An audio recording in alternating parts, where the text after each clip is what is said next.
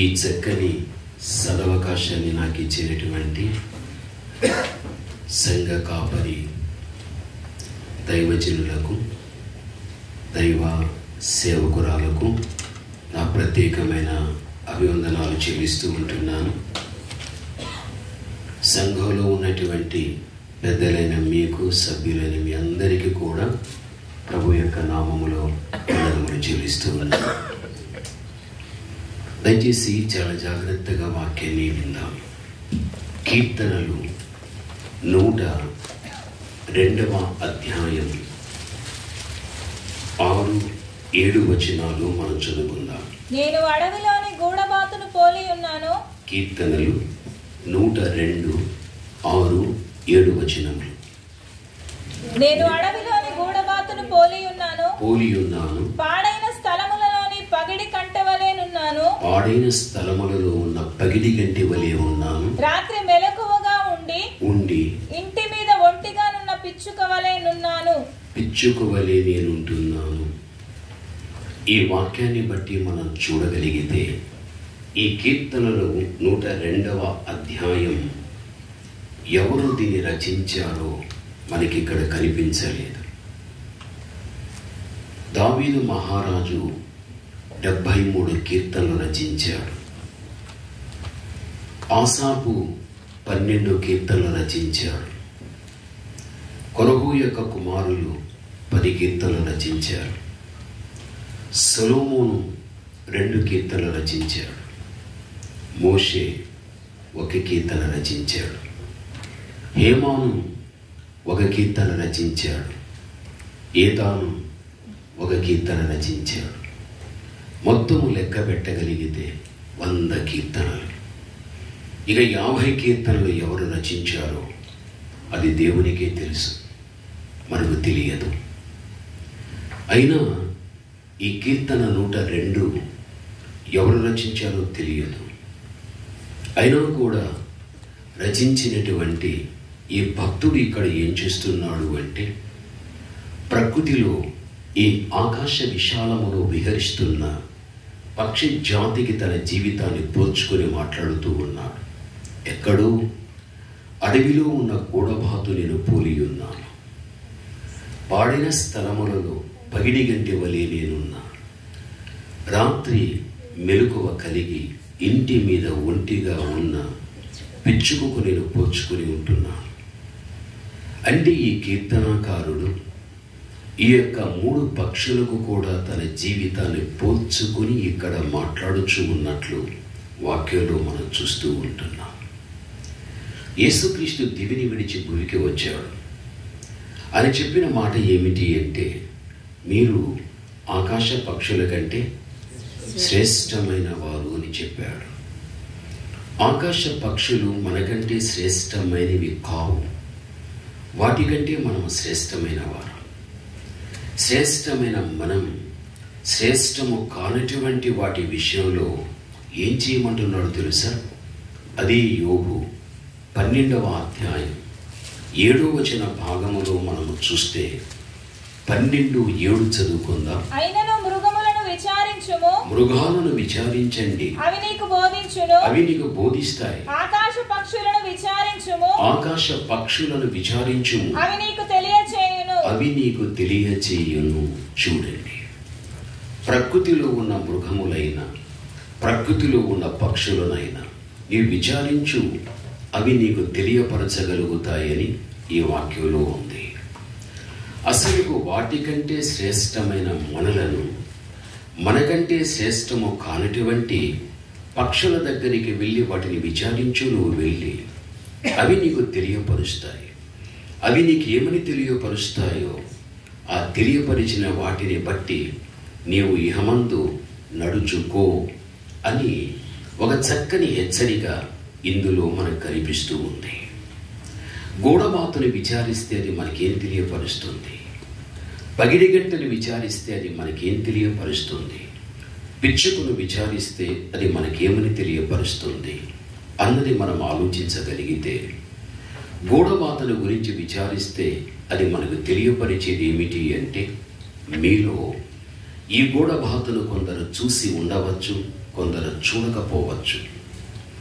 ఈ గూఢబాతులో ఉన్న ప్రత్యేకత ఏమిటి అంటే, దీనికి దాహం వేసిన తర్వాత అది ఆకాశ విశాలములో విహరిస్తుండిన, ఒక ఎత్తైన చెట్టు మీద కూర్చున్నా లేక ఒక పర్వతం మీద ఇది కూర్చున్నా, దాహం వేసిన తర్వాత భూమి మీద నిల్వ అయినటువంటి నీటిని చూచి తానున్న స్థలాన్ని విడిచిపెట్టి వేగవంతంగా నీటి దగ్గరికి వచ్చి ఆ నీరు తాగి గూఢబాతు తన దాహాన్ని తీర్చుకోదు.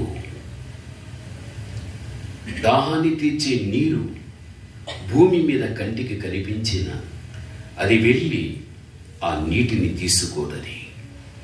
దాహాన్ని పెంచుకుంటుంది, ప్రాణమే పిండబడుతుంది.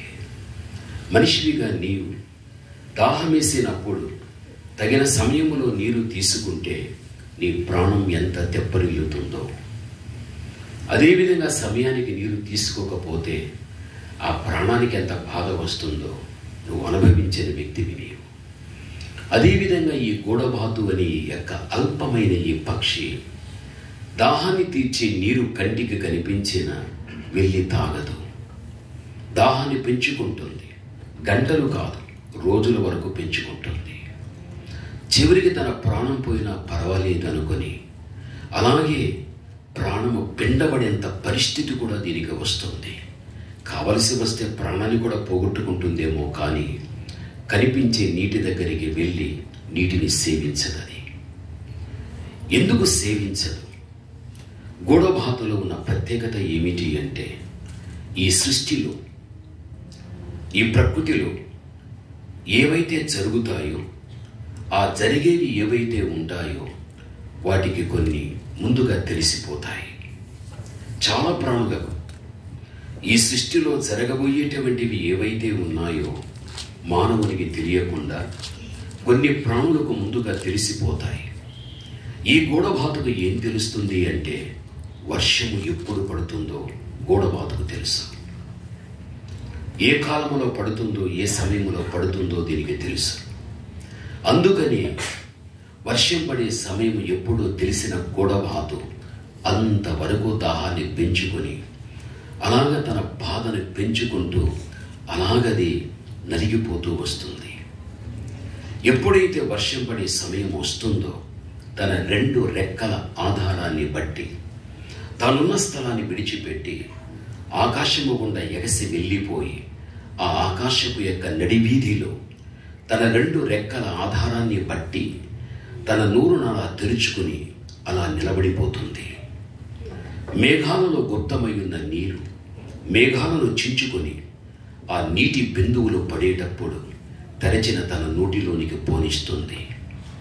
ఎంతవరకు కావాలో అంతవరకు తీసుకుంటుంది. తీసుకుని ఆ తర్వాతది తృప్తి చెందుతుంది. పోయిన ప్రాణాన్ని మళ్ళీ తనకు కాపాడుకున్నట్టుగా అనిపించగలుగుతుంది. ఇది గూఢబాతులో ఉన్న ప్రత్యేకత. భూమి మీద ఉన్న నీటిని ఎందుకు తాగదు? పైనున్నటువంటి నీటి కోసమే అది ఎందుకు ఎదురు చూస్తుంది? భూమి మీద ఉన్న నీరు కలుషితంతో కూడింది. పైనున్నటువంటి నీరు స్వచ్ఛమైనటువంటి నీరు. భూమి అంతా చూడు కలుషితముతో నింపబడి ఉంటుంది. ఆ పైనుండి వచ్చే స్వచ్ఛమైన నీరు కలుషితంతో ఉన్న భూమి మీద పడిన వెంటనే స్వచ్ఛమైన నీటిని కూడా, భూమి మీద ఉన్న కలుషితం దాన్ని కూడా కలుషితంగా మార్చేస్తుంది. అందుకే గూఢబాతు ఎక్కడ కానీ కలుషితమైన నీటిని అది ఏమాత్రము సేవించదు, దాన్ని తాగదు. స్వచ్ఛమైన నీటి కోసమే అది ఎదురు చూస్తూ వస్తుంది. నువ్వు దేవుని కుమారుడు, నువ్వు దేవుని కుమార్తె. ఆకాశ పక్షులను విచారించు, అది నీకు తెలియపరుస్తాయి. గూఢబాతు ఏం తెలియపరిచాలి? నేను పైనున్నటువంటి స్వచ్ఛమైన నీటిని అపేక్షిస్తా. భూమి మీద ఉన్న కలుషితమైన నీటిని నేను తాగను. ఇది మనకు తెలియపరుస్తుంది. నువ్వు దేవుని కుమారుడుగా, దేవుని కుమార్తెగా ఈ భూమి మీద నీవు జీవిస్తున్నావు. పైనున్న నీరు ఎంత స్వచ్ఛమైనదో, భూమి మీద ఉన్నది ఎంత కలుషితమై ఉన్నదో దీనిని బట్టి ఒక కీర్తనకారుడు ఒక మాట అన్నాడు. కీర్తన 73వ అధ్యాయం 25వ వచనాన్ని మనం చదువుకోగలిగితే 73:25లో ఆకాశమందు నీవు తప్ప నాకు ఎవరున్నారు, నీవు నాకుండగా లోకములో ఉన్నది ఏది నాకు అక్కర లేదు అని ఇక్కడ కీర్తన 73:25లో చెప్పబడుతున్నది. ఈ భక్తుడు ఏమంటున్నాడు తెలుసా? ఓ యెహోవా, నీవు ఆకాశమందు ఉన్నావయ్యా, నీవు నాకుంటే చాలయ్యా. లోకములో ఉన్నది ఏది కానీ నాకు అక్కరలేదు. గోడమాతు అంతే, నాకు పైనుండే నీరుంటే చాలు, భూమి మీద ఉన్న నీరు నాకు వద్దు. అది స్వచ్ఛమైనది, ఇది కలుషితంతో కూడింది. ఈ భక్తుడు అంతే, యెహోవా నువ్వు పైనున్నావు, నీవుంటే నాకు చాలయ్యా, లోకములో ఉన్నది నాకేది అక్కరలేదు అని భక్తుడు తెలియపరుస్తున్నాడు. నువ్వు దేవుని కుమార్తెవు, నువ్వు దేవుని కుమారుడు, నీవు నమ్మిన నీ దేవుడు పైనున్నాడు, ఆయన నీకుంటే చాలు. లోకములో ఉన్నది నీకు అక్కరలేదు అంటే, లోకములో ఉన్నది నీకు అక్కర లేదు అంటే ఆహారం వద్దా, వసతి వద్దా, వస్త్రం వద్దా? ఒక మానవునికి అత్యవసరమైనవి ఏవైతే ఉన్నాయో అవేవి వద్దా? అది కదుదని అర్థం. ఏ దేవుడైతే నువ్వు నాకుంటే చాలని మనం అంటున్నామో, భక్తుడు అంటున్నాడు, ఆ దేవునికి ఇష్టము లేనివి లోకంలో ఎన్నో ఉన్నాయి. అది నాకు అక్కరలేదు. ఇది మనం అర్థం చేసుకోవాలి. నువ్వు పైనున్నావు, నువ్వు ఉంటే నాకు చాలు. నీకు ఇష్టం లేనివి లోకంలో ఎన్నో ఉన్నాయి, అవి నాకు అక్కరలేదు అన్నట్టుగా భక్తుడు ఇక్కడ మాట్లాడుతూ ఆ విధంగానే బ్రతుకుతూ ఉంటున్నాడు. నిజమే, నీ దేవునికి ఇష్టం లేనిది ఏది అంటే ఒకే ఒక పాపం. ఇది లోకమంతా కూడా నిండుకుని ఉంది. ఎలా నిండుకున్నది ఒక్క మాటలు చెప్పాలి అంటే, పాపం లోకములో విలయతాండవమాడుతూ ఉంటున్నది. కాబట్టి ఇటువంటి లోకములో నిండుకున్నటువంటి పాపము మధ్యన జీవించడం మా కష్టం కష్టం కష్టం. ప్రత్యేకించబడిన రీతిగా బ్రతకడం కూడా చాలా కష్టం.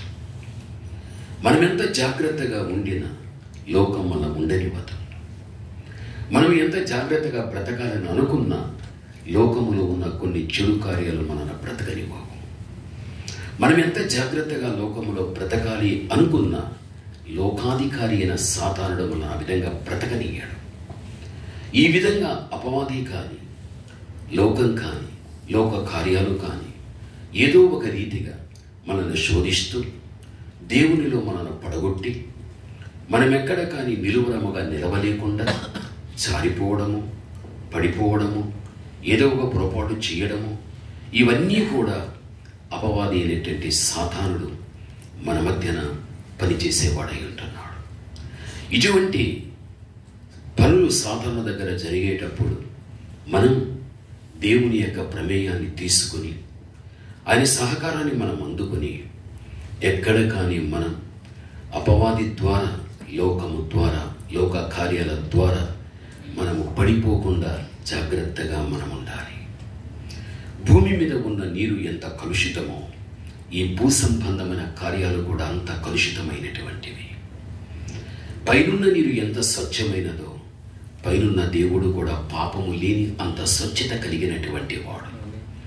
ప్రకృతికి సంబంధించినటువంటి నీటి విషయంలోనే ఈ గూడబాతు అంత జాగ్రత్త వహించేటప్పుడు దానికంటే శ్రేష్టమైనటువంటి దానివైన నీవు, దానికంటే శ్రేష్టమైన వాడవైన నీవు ఈ భూ సంబంధమైనటువంటి ఈ లోకపు యొక్క మాలిన్యాన్ని నీవు కూడా గూడబాతులాగా విసర్జించిన వ్యక్తివై ఉండాలి. పైనున్నటువంటి స్వచ్ఛమైన నీటి కోసం అది ప్రాకులాడినట్లుగా స్వచ్ఛమైన దేవుడు అక్కడ ఉన్నాడు కాబట్టి ఆయన కోసం నువ్వు ప్రాకులాడే వ్యక్తిగా ఉండాలి. అని నువ్వు కలిగిన వ్యక్తివైతే ఆయనకి ఇష్టం లేనటువంటివి లోకములో ఉన్న వాటన్నిటిని కూడా పరిత్యజించి వాటన్నిటిని కూడా విసర్జించగలిగి నీవు స్వచ్ఛతను కోరుకున్న నీవు ఈ భూమి మీద ఒక స్వచ్ఛమైన వ్యక్తిగా నీవు బ్రతకాలి. మన నుండి దేవుడు ఆశించేది ఒకటే, ఆయన కోరుకున్నంత శుద్ధత మనకు కావాలి. అటువంటి పరిశుద్ధమైన జీవితం మనము జీవించిన వ్యక్తులమైతే నీవు కూడా ఈ భక్తుని వలె, ఓ యెహోవా, నేను కూడా ప్రభువా ఆ అడవిలో ఉన్న గూఢబాతు నేను పోలి ఉన్నాను అని చెప్పటానికి అవకాశం అనేది ఉండగలుగుతుంది. ఈ గూఢబాతు మనకు తెలియపరిచిన విషయం ఇది. రెండవది, పాడైన స్థలములో ఉన్న పగిడి గంటె వలె నేను ఉంటున్నాను అని భక్తుడు ఇక్కడ చెబుతూ ఉంటున్నాడు. ఇక్కడ మనకు కనిపించేటువంటి పగిడి గంటె ఇది ఏ జాతికి సంబంధించినది అంటే గుడ్లగూబ జాతికి సంబంధించిన పక్షి ఇది. ఈ గుడ్లగూబ జాతికి సంబంధించిన ఈ పక్షి దీనిలో ఆడ ఉంటుంది, దీనిలో మగ ఉంటుంది. అయితే ఆడపక్షి ఎప్పుడు కూడా ఒంటరిగా బ్రతకటానికి ఇష్టపడదు. దానికి జతగా మగపక్షిని చేర్చుకుంటుంది. మగపక్షి కూడా ఎప్పుడు కానీ ఒంటరిగా బ్రతకటానికి ఇష్టపడదు. తనకు జతపక్షిగా ఆడపక్షిని పెట్టుకుంటుంది. ఈ రెండూ కూడా కలిసి జీవించగలుగుతాయి ఈ భూమి మీద. అయితే వీటిలో ఉన్న ప్రత్యేకత ఏమిటి అంటేగా ఇవి జీవించే కాలం కొంతకాలమైనప్పటికీ కూడా ఈ మగపక్షి అనేది ఆడపక్షి మీదనే ఆధారపడి బ్రతుకుతుంది. ఇది ఎందుకు అంటే మగపక్షి తన ఆహారం తను సంపాదించుకోదు. ఇది ఎప్పుడు కూడా ఆడపక్షి మీదనే ఆధారపడుతుంది. ఆడపక్షి తన ఆహారాన్ని సంపాదించుకొని ఇక తన మగపక్షి కూడా ఆహారాన్ని సంపాదించి ఆ విధముగా ఆడపక్షి మగపక్షిని ఏం చేస్తుంది అంటే పోషించగలుగుతుంది. దీనిలో ఉన్న ప్రత్యేకత ఇది. అయితే ఇక్కడ మనం గమనించాలి, ఇవి ఎక్కడ నివసిస్తాయి అంటే పాడైపోయిన స్థలాల్లో ఇవి ఉంటాయి. అనగా మనుషులు నివసించటానికి నివాస యోగ్యమైన గృహాలలో ఇవి ఉండవు. ఇవి పూర్తిగా శిథిలమైపోయిన స్థలాల్లోనే ఇవి నివాసం చేస్తాయి. అందుకే పాడైన స్థలములలో పగిడి గంటె వలె నేను ఉంటున్నాను అని ఇక్కడ చెబుతూ ఉన్నాడు. ఇది పగటి కాలమందు ఆహారం కోసం వెళ్ళవివి. ప్రొద్దు గుంకిన తర్వాత ప్రకృతిలో చీకటి ఆవరించినప్పుడు మగపక్షిని ఆ స్థలములో వదిలిపెట్టి ఆడపక్షి ఆహారం కోసం వెళ్ళిపోతుంది. అయితే మగపక్షికి ఒకటి తెలుసు, ఈ ఆడపక్షి దాని పోక దాని రాక, అది ఎప్పుడు వెళుతుందో మళ్ళీ ఎప్పుడు వస్తుందో ఈ యొక్క మగపక్షికి బాగా తెలుసు. ఆహార నిమిత్తం ఆడపక్షి మగపక్షిని విడిచిపెట్టి అలా వెళ్ళిపోయి ఆహారాన్ని సంపాదించుకుంటుంది. అది పోషించబడి తిరిగి ఆహారం తెచ్చి దీనికి పెట్టి పోషిస్తుంది. అయితే జరిగే విషయం ఏంటి తెలుసా? ఏ సమయానికైతే ఈ యొక్క ఆహార నిమిత్తం ఈ ఆడపక్షి వెళ్ళిపోతుందో అనుకున్న సమయానికి ఒక్కొక్కసారి ఆడపక్షి రాదు. అనుకున్న సమయానికి ఆడపక్షి రానప్పుడు ఈ మగపక్షిలో ఒక తెలియని దిగులు దానికి వస్తుంది. ఆ దిగులుతో పాటు ఆ మగపక్షిలో 2 కార్యాలు జరుగుతాయి. ఒకటి, దాని నాభిలో నుండి అది మురుగుదం ప్రారంభిస్తుంది. రెండవది, తన కళ్ళలో నుండి కన్నీరు పెట్టగలుగుతుంది. ఇది ఎంతవరకు అంటే గంటల తరబడి కాదు, రోజులైనా కానీ దాని మూలుగు ఆగదు, దాని కళ్ళలో కన్నీరు ఆగదు, మూలుగుతూనే ఉంటుంది, అది ఏడుస్తూనే ఉంటుంది. పోనీ తన స్థలాన్ని విడిచిపెట్టి అది ఎక్కడ ఉందో ఆడపక్షిని వెతుకుదామని వెళ్ళటానికి కూడా ఏమాత్రం ఇష్టపడదు. ఎందుకంటే తన ఆడపక్షి తను విడిచిపెట్టి ఆహార నిమిత్తంగా వెళ్ళిపోయిన కారణాన్ని బట్టి ఆ ఎడబాటును తట్టుకోలేక శరీరం అంతా కూడా కృషించిపోయి నాభిలో నుండి ములుగుతూ అది ఏడుస్తూ కళ్ళలో నీళ్లు కారుస్తూ చాలాలో చేసిందాయి. తన ఆహారం గురించి ఆలోచించదది. ఇక చివరికి తనకు ఎడబాటైనటువంటి ఆ పక్షి రాలేదని ఇక చివరికి నేనేమైనా పర్వాలేదు అనేటువంటి పరిస్థితుల్లో ఉండిపోతుంది. అయితే గంటలైనా లేక రోజులైనా గడిచిన తర్వాత ఆహార నిమిత్తంగా వెళ్ళినటువంటి ఆడపక్షి ఏదో ఒక ప్రమాదములో చిక్కుకోవడము లేక మరి ఇతరమైన కారణాలు ఏవైనా కానీగాక ఆ మీదట తిరిగి ఆ మగపక్షి దగ్గరికి ఆడపక్షి వచ్చేసాది అనుకోగాక వచ్చిన వెంటనే ప్రభునందు ప్రేమినటువంటి వాళ్ళ ఇక మగపక్షి ఆడపక్షి ఈ 2 కూడా ఒక స్థలములో ఎప్పుడు ఏకమవుతాయో అక్కడ వాటి ప్రేమను మనం వర్ణించలేం, మన వల్ల కాదు. దాన్ని చెప్పటానికి కూడా మన నాలుకలన్నీ కూడా ఒక స్థలంలో వేసి అవి రెండు కూడా కొంతకాలం ఎడవాటై అవి మళ్ళీ ఒకదాన్ని ఒకటి ఏకమైనప్పుడు వాటి ప్రేమ ఎంతో చెప్పలేం. వాటి ప్రేమ అంతా పొల్లిపోతుంది. అక్కడ జరిగే విషయం ఏమిటి అంటే వెంటనే దాని మూలుగు ఆగిపోతుంది. వెంటనే దాని కళ్ళలో నీళ్లు ఆగిపోతుంది. ఆ మూలుగు ఎంతవరకు, ఆ కన్నీరు ఎంతవరకు, తన ఆడపక్షి తన దగ్గరికి వచ్చేంత వరకు ఆ కన్నీరు, ఆ మూలుగు ఆగదు. అది వచ్చిన వెంటనే మూలుగు ఆగుతుంది, కన్నీరు కూడా ఆగిపోవడం జరిగిపోతుంది. ఇది ఈ పగిడిగంటిలో ఉన్నటువంటి ప్రత్యేకత ఈ విధంగా కనిపిస్తూ ఉంది. ఈరోజు నువ్వు గమనించాల్సిన విషయం ఏమిటి అంటే, నువ్వు మార్పు చెంది దేవుణ్ణి నమ్ముకున్న కుమారుడు, మీరందరూ కూడా దేవుణ్ణి నమ్ముకున్నటువంటి బిడ్డలు, మీరందరూ కూడా ఏ దేవుని అయితే మీరు నమ్ముకొని జీవిస్తూ ఉంటున్నారో, మీలాగా జీవించని వారు నీ ఇంటిలో ఉండవచ్చు, నీ బంధువుల్లో ఉండవచ్చు, నువ్వు ఎరిగిన వ్యక్తుల్లో ఉండవచ్చు. అలాంటి వారందరూ కూడా నువ్వు మార్పు చెంది నువ్వు ప్రభుని నమ్ముకొని ప్రభు బిడ్డగా నువ్వు జీవిస్తున్నటువంటి నీకున్న అనుభవం నీ బంధువుల్లో కానీ నీ వెరిగిన వ్యక్తుల్లో కానీ నీకున్న అనుభవం వారికి లేకుండా ఉంటుంది. అలాంటప్పుడు నువ్వేం చేస్తావో తెలుసా? నువ్వు మారవా? నువ్వు వదలవా? నువ్వు దేవుని దగ్గరికి రాలేవా? ఇలాగ మనం ఒక్కోసారి వారిని హెచ్చరిక చేస్తూ ఉంటాం. ఎందుకు చేస్తూ ఉంటామంటే, వారు కూడా ఏదో లోకములో ఉండే ఒక పాపం చేత పట్టబడిపోయి దాని నుంచి విడుదల పొంది దేవుని దగ్గరికి రాలేకపోతూ ఉంటారు. అలాంటప్పుడు నీవు చేయాల్సిన పని ఏమిటి అంటే గాన, ఈ పగిడి కంటే ఆడపక్షి వచ్చేంత వరకు కూడా మగపక్షే ఎలా మూలుగుతూ కన్నీరు పెడుతూ ఉంటుందో, అది వచ్చిన తర్వాత కన్నీరు మూలుగు ఆగిపోతుందో, అదే రీతిగా ఎవరి మార్పు కోసమైతే నీవు ఎదురు చూస్తున్నావో, ఎవరైతే గాన కొన్ని బలహీనతల చేత పట్టబడి దానిలో నుంచి విడుదల పొంది దేవుని దగ్గరికి రాలేకపోతుంటున్నారో, వారి నిమిత్తం నువ్వు మూలుగుతూ ప్రార్థించాలి. నువ్వు ఏడుస్తూ నువ్వు ప్రార్థించాలి. కొంతకాలమైన తర్వాత ఏడుస్తూ నువ్వు చేసిన ప్రార్థన, నువ్వు ప్రార్థన చేస్తూ విడిచిపెట్టిన కన్నీరు, నువ్వు ములుగుతూ దేవుని దగ్గర కనిపెట్టిన విధానం పరమున్న దేవుడు చూస్తాడు. నా కుమార్తె ఎందుకు ఏడుస్తుంది, నా కుమారుడు ఎందుకు ఏడుస్తుంటున్నాడు? ఓ, పలానా వ్యక్తి మార్పు చెందలేదని, ఆ వ్యక్తి పట్టబడిన బలహీనతలో నుంచి విడుదల పొంది తనది నా దగ్గరికి రాలేదు అని ఆ బిడ్డ నిమిత్తంగా ఇంతగా మూలుగుతూ కన్నీళ్లు పెడుతూ ప్రార్థిస్తుందని, అదంతా కూడా దేవుని లెక్కలోకి వెళ్ళిపోతుంది. ఒక సమయం వస్తుంది, నీ కన్నీటిని దేవుడు చూస్తాడు. నువ్వు ఎంత మూలిగావో దేవుడు చూస్తాడు. పలానా వ్యక్తి కోసమే కదా అని నువ్వు ఊహించని గడియలో ఏమైపోతుంది అంటే, నీ ప్రార్థన ప్రభావం, నీ కన్నీటి ప్రభావం ఎవరి మీద అయితే పడుతుందో, దేవుడు కనికరము చూపి నీ పట్ల ఆ వ్యక్తి పట్టబడిన బలహీనత నుంచి విడుదల పొంది ఒక్క రోజున ఆ వ్యక్తి దేవుని దగ్గరికి రావడం జరుగుతుంది. ప్రభునందు ప్రియమైన వారు ఒక విషయం చెబుతారు, మనిషిని మార్చలేడు. మనిషిని మార్చలేడు. మనిషిని మార్చేవాడు దేవుడు ఒక్కడే. ఏ దేవుడు ఏ మనిషిని మారుస్తాడు?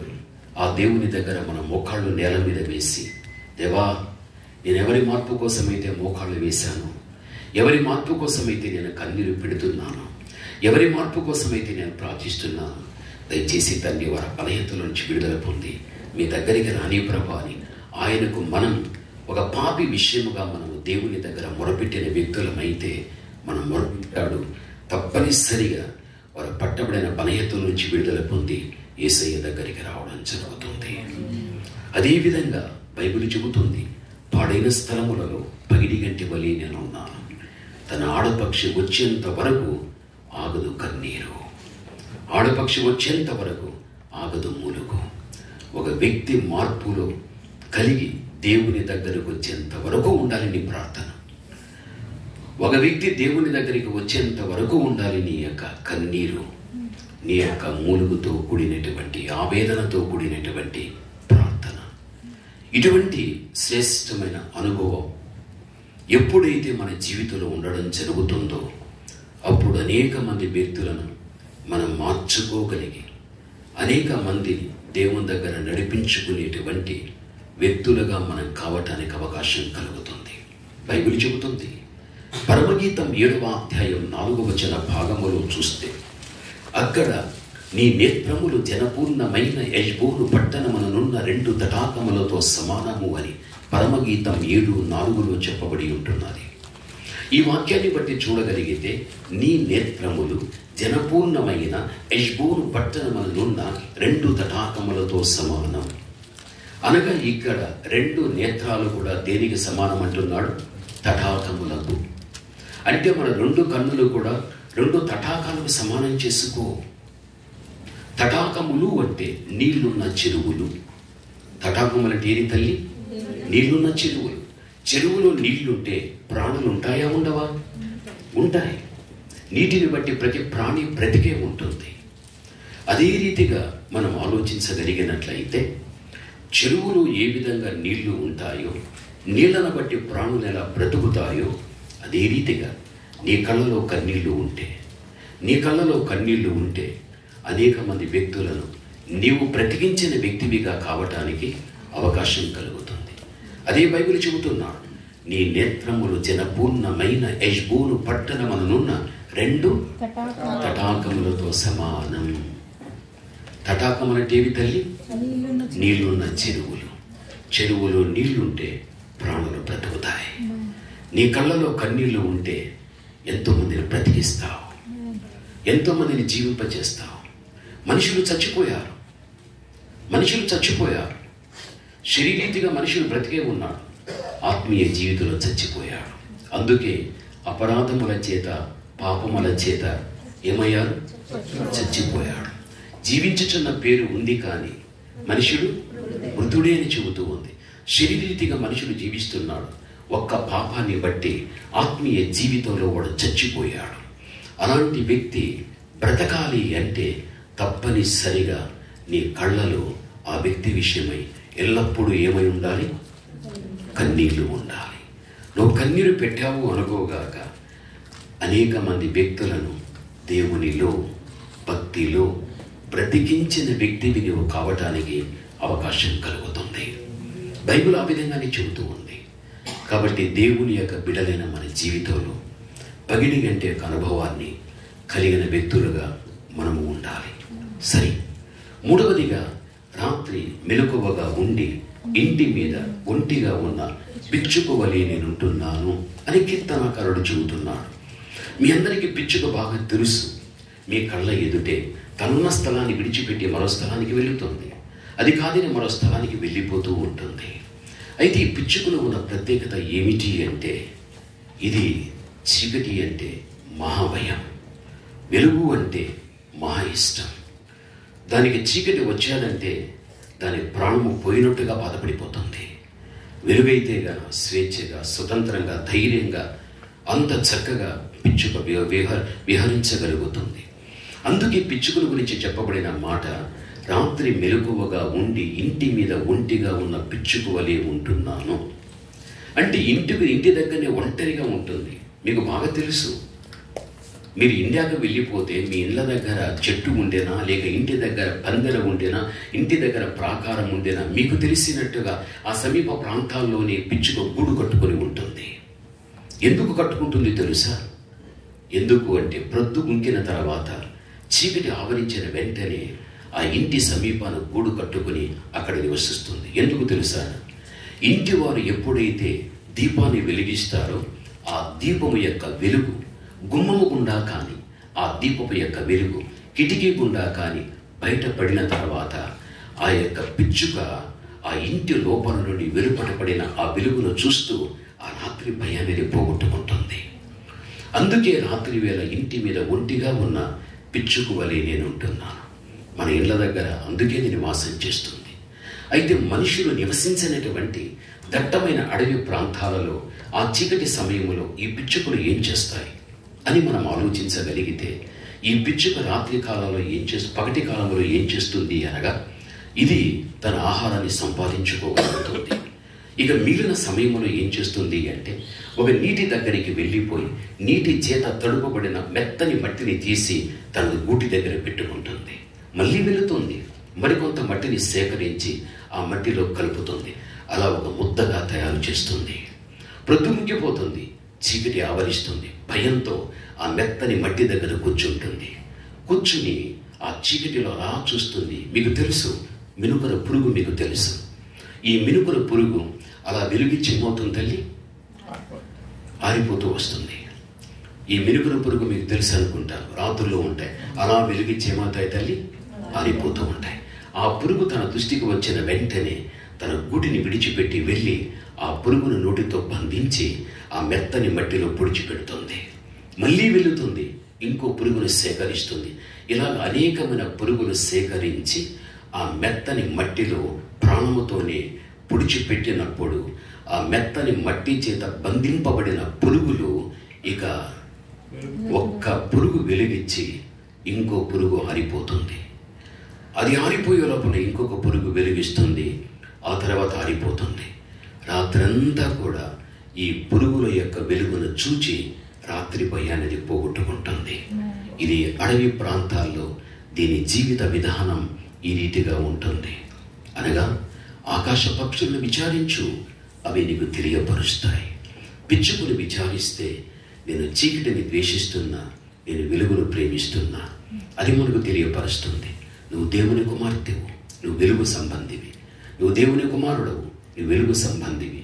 మనం ఎక్కడ కానీ ఎప్పుడు కానీ చీకటి సంబంధులుగా మనము జీవించకూడదు. ఎవరు చీకటి సంబంధులు అన్నదిగాన మనం ఆలోచించగలిగినట్లయితే బాగా గమనించాలి. పగటి కాలం మందు సృష్టి అంతా మన దృష్టికి వచ్చేస్తుంది. అయితే చీకటి వచ్చిన తర్వాత ఈ సృష్టిలో ఉన్నది ఏది కూడా ఈ చీకటి కనిపించకుండా మరుగు చేసేస్తుంది. ఏ చీకటి ఏ సృష్టిని మరుగు చేసి మన కంటికి కనబడనివ్వకుండా చేస్తుందో అదే రీతిగా ఏ మనుష్యుడైతే మరుగుగా తప్పు చేసి మరుగుగా దాచిపెట్టుకుంటాడో వారి చీకటి సంబంధాలు.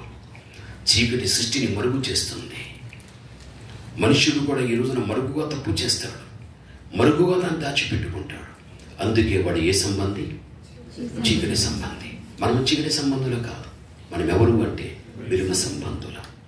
ఎవరు వెలుగు సంబంధులు?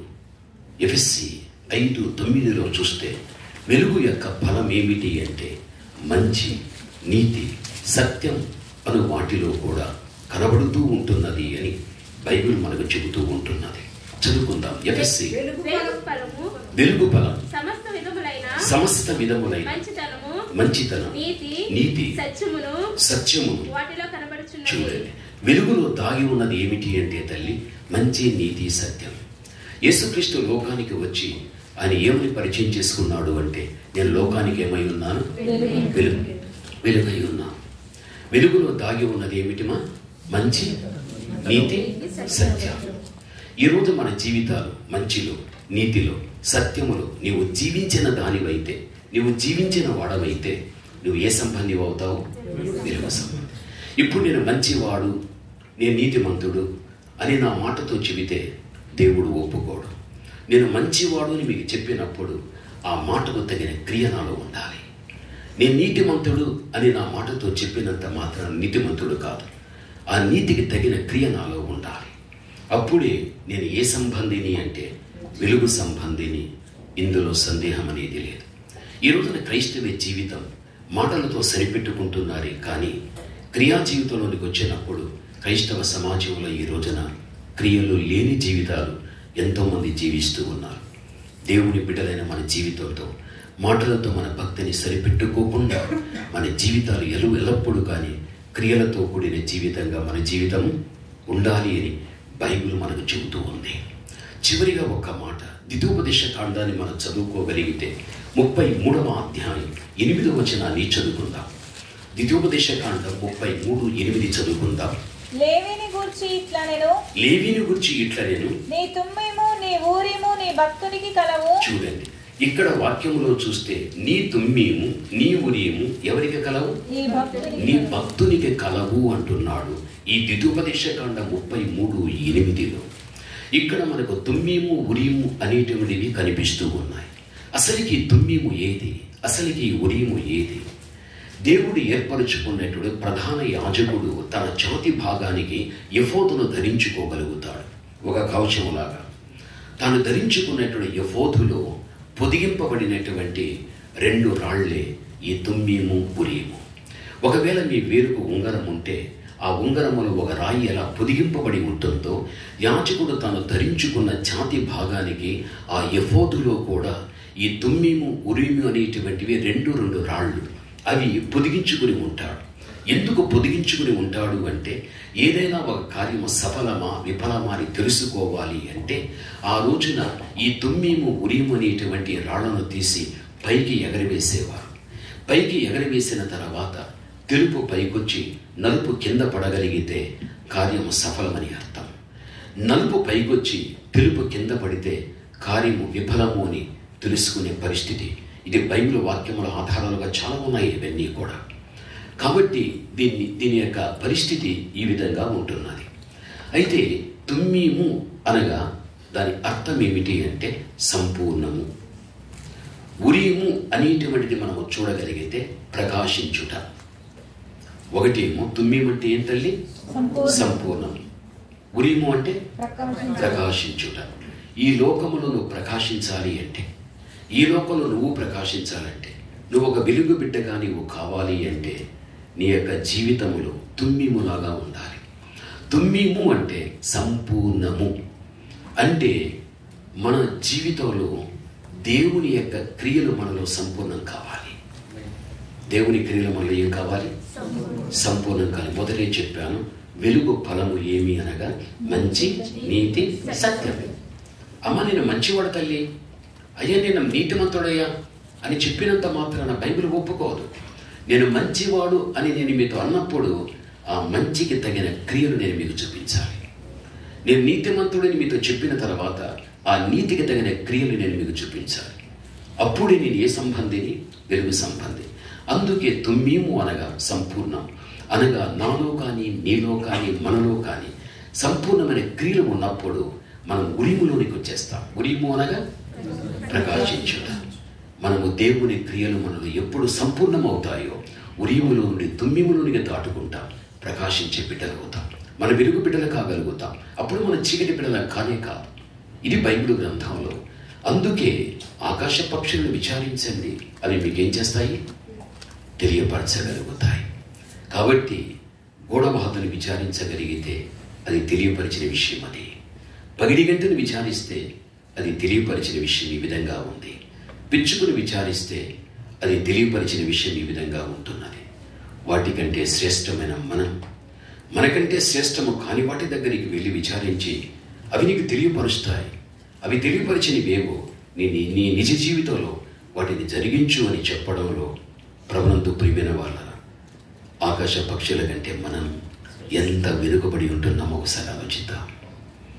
వాటి దగ్గరికి వెళ్ళి మనం నేర్చుకోవడం అనేటువంటిది చిన్న విషయం కాదు. అది వాటి దగ్గరికి వెళ్ళి మీరు నేర్చుకోనని నేను చెబుతున్నాడంటే అది ఉదయంగా మనకు సిగ్గే కదా, అది మనకు చులకనగానే ఉంటుంది కదా. నిజంగా మనం ఎంత వెనుకబడి ఉంటున్నామో దీన్ని బట్టి తెలుస్తుంది కదా. అమ్మ చదివారు కదా ఏమని? ఆకాశ పక్షులు విచారించుడు, అవి మీకు తెలియపరచగలుగుతాయి. ఇప్పుడు గూఢబాతులో ఉన్న ప్రత్యేకత, పగిడి గంటలో ఉన్న ప్రత్యేకత, పిచ్చుకలో ఉన్న ప్రత్యేకత మనలో ఉందా లేదా అని మనల్ని మనం పరీక్షించుకుంటే, వాటిలోని ప్రత్యేకత మనలో లేకపోతే నిజముగా మనకంటే అవే గొప్పవి, వాటికంటే మనమే తక్కువ వారం. ఒకవేళ అటువంటి స్థితిలో ఉండినట్లయితే ఒక చిన్న ప్రార్థన చేసుకుందాం. దేవుని మనం అడుగుదాం. అడిగి ప్రభా నాకు అనుభవాన్ని నాకు ఇవ్వతండిని దేవుడు సాయం చేస్తాడు. ఒక చిన్న ప్రార్థన. దయచేసి నువ్వు కళ్ళు మూసుకో. నువ్వు దేవుని మంచి కుమార్తెవు, నువ్వు దేవుని మంచి కుమారుడు. నీవంటే నా దేవునికి చాలా ఇష్టం, నీవంటే నా దేవునికి చాలా చాలా చాలా ప్రేమ. ఆయన ఎప్పుడు కూడా నీ బాబువును కోరేటువంటి వాడు. నీ బాబువుని దేవుడు కోరాడు కాబట్టి నీకంటూ ఒక సంఘాన్ని ఇచ్చాడు. నేను నడిపించడానికి ఒక సేవకురాలు కూడా దేవుడు నీకు ఇచ్చేశాడు. దేవుడు ఇటువంటి సంఘాన్ని, ఇటువంటి సేవకులు నీకు ఇచ్చినప్పుడు దేవుడు నీ బాగోగును కోరేవాడా కాదా అని ఒకసారి అర్థం చేసుకో. నీ మీద ఎంత ప్రేమ ఉన్నదో ఒక్కసారిగా నువ్వు అర్థం చేసుకో. కాబట్టి దయచేసి ప్రభా, గూఢబాతులాగా పైనున్న నీటిని, భూసంబంధం నీటిని వద్దనుకున్నది. అది స్వచ్ఛత, ఇది కలుషితం. నువ్వు పైనున్నావు, నువ్వు పరిశుద్ధుడు తండ్రి, నువ్వు ఉంటే నాకు చాలు తండ్రి. లోకమంతా కలుషితమే, నేను లోకంలో ఉండినా నా లోపలికి లోకం రాకుండా నువ్వు నాకు సాయం చేయి తండ్రి. అమ్మా, ఓ చిన్న ప్రార్థన చేసుకో తల్లి. పగిడి కంటే ఆడపక్షి వచ్చేంత వరకు ఏడుస్తూ ప్రార్థన చేసి ఏడుస్తూ మురుగుతూ రాగలిగాను. నేను ఎవరి మార్పు కోసం ఎదురు చూస్తున్నావు, వారు మారి దేవుని దగ్గరకు వచ్చేంత వరకు వారి వెనుకుండి నువ్వు కన్నీటితో ప్రార్థన చేయి. అనేకమైన ఆత్మను సంపాదించిన ఒక తల్లివి కాగలుగుతావు, ఒక తండ్రివి కాగలుగుతావు. నీ జీవితంలో నీ క్రియలు సంపూర్ణమైతే నువ్వు తప్పనిసరిగా ప్రకాశించబడి వెలుగుబిడ్డగా కాగలుగుతావు. పరమ తండ్రి అయిన మా దేవ, ఘనమైన మీ నామమునకు స్తుతి స్తోత్రములు చెల్లిస్తున్నాను. ఈ సమయంలో తండ్రి నాతో మాట్లాడారు, మీ బిడ్డలతో మాట్లాడారు. మా అందరినీ ప్రేమించి సమమైన రీతిగా మీ వాక్యాన్ని పంచి మీరు మాకు పెట్టారు తండ్రి. కృతజ్ఞులం, కృతజ్ఞులం, కృతజ్ఞులం. నేనైనా రేపైనా ఆ మీదటైనా మీరు రాక తప్పదు తండ్రి. మీరు వస్తారు తండ్రి. మీరు వచ్చినప్పుడు నా తండ్రి మీ దృష్టిలో మాకు వినిపించిన వాక్యాన్ని బట్టి మేము బ్రతకడం అనేది జరగగలిగితే తప్పనిసరిగా తండ్రి మేము మిమ్మల్ని సంపాదించుకొని మాకిచ్చిన నిత్యత్వంలోనికి మేము వెళ్ళటానికి అవకాశం అనేది కలుగుతుంది. బిడ్డలందరినీ కూడా ఆ విధంగా దీవించండి తండ్రి, ఆశీర్వదించండి ప్రభా. మీ కృపతో బలపరచండి నాయన. మీ బిడ్డల జీవితం గోడబాతులాగా పగిడి గంటె వలె, పిచ్చుకు వలె మీ బిడ్డల జీవితాలు ఉండని తండ్రి, ఉండని. ఈ దేశంలో బిడ్డలు పనిచేస్తున్నారు. ఎవరికే సమస్య మీకు తెలుసు, ఎవరికే భావం మీకు తెలుసు. తొలగించండి. ప్రతి ఒక్కరి జీవితం ఒక ప్రశాంతతగా నెమ్మదిగా మీరు నడిపించండి దేవా. మీ బిడ్డలకు వరముగా మీ దైవ సేవకుని, మీ దైవ సేవకురాను మీరు ఇవ్వగలిగారు దేవా. మీ బిడ్డలు తండ్రి పేతురుకు మీరు చెప్పారు కదా, పేతురు నా మందను మేపుము, నా మందను కాయుము అని. దేవా, మీ సేవకుడు, మీ సేవకురాలు మీరిచ్చిన మందను మేపుతున్నారు, కాస్తూ ఉంటున్నారు. పేతురికి ఇచ్చిన పనిని నా తండ్రి మీరు ఇవ్వగలిగారు మీ బిడ్డకు నా తండ్రి. దయచేసి మంచి జ్ఞానాన్ని బిడ్డలకి ఇవ్వండి. మీ శ్రేష్టమైన కృపా వరములతో వారిని నింపండి తండ్రి. తమ చేతికి అప్పగించబడిన బిడ్డలను ఎలాగ మీలో పెంచాలో, ఎలాగ నడిపించాలో, ఎలా మీరు ఆకు సిద్ధం చేయాలో అన్ని విధములు కూడా తండ్రి మీ కృపా వరములతో మీ బిడ్డలు నింపండి నాయన. మీ బిడ్డలను వ్యక్తిగతంగా, కుటుంబపరంగా, సంఘపరంగా, సేవపరంగా మీ బిడ్డలను ప్రత్యేకమైన రీతిలో ఆశీర్వదించమని ప్రార్థిస్తుంటున్నాను. ఇక్కడ ఉన్నటువంటి ప్రతి బిడ్డను వ్యక్తిగతంగా, కుటుంబపరంగా మీరు దీవించమని యేసు క్రీస్తు ప్రశస్త నామమును బట్టి ప్రార్థన చేస్తున్నాము తండ్రి. ఆమేన్.